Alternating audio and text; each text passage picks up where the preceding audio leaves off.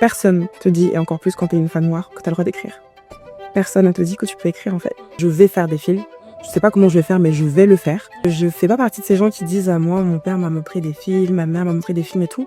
J'avoue que ça a été un peu genre, je me sentais pas légitime, tu vois, et dans ce milieu-là. Là, aujourd'hui, je peux dire que je suis une artiste, mais ça n'a pas toujours été le cas. J'ai commencé, on va dire, à me faire des contacts quand j'ai commencé ma carrière de modèle. Je commence à faire un petit peu des clips d'Angèle, Patrick Bruel, Riles, etc. Enfin, voilà, des artistes divers. Je retournais à donner la réplique à Camille Cotin.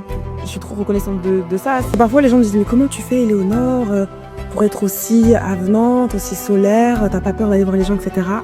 Et en fait, à chaque fois, je me sens pas mal, mais je me dis, j'ai pas d'autres réponses à part vous dire que c'est vraiment genre, as cliché as it sound, mon identité en crise. Tu vois, c'est un milieu où la séduction parfois va compter, le paraître.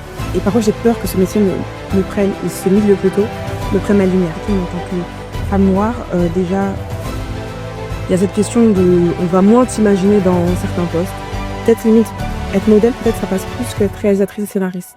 Tu vois. Autre chose, quand t'es une femme qui peut plaire, on te prend encore moins au sérieux. Tout le monde ne va pas croire en ton rêve, en ton potentiel. Et c'est ok. Et c'est ok.